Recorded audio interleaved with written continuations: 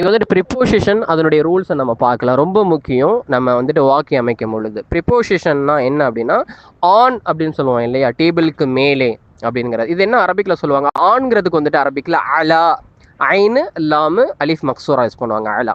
இப்போ வந்துட்டு அங்க டேபிளுக்கு மேல இருக்கு பாரு, டேபிளுக்கு மேல போய் பாரு அப்படின்னு சொல்லிட்டு நம்ம சொல்லணும். எப்படி சொல்றது, அலா தாவிலத்தின், அலா தாவிலத்தின்.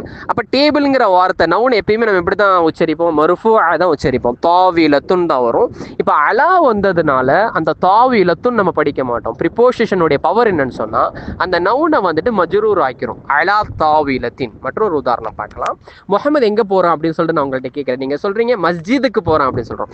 அப்போ மஸ்ஜிதுக்கு, அப்ப டு த மஸ்ஜித், அப்ப டூக்கு என்னது அரபிக்ல இலா, அலிஃப் லாம் அலிஃப் மக்சூரா இலா. ஓகேங்களா, அப்போ இலா மஸ்ஜிதின், முஹம்மது எங்க போறான், இலா மஸ்ஜிதின், மஸ்ஜிதுன் தான் இலா வந்ததுனால மஸ்ஜிதின்.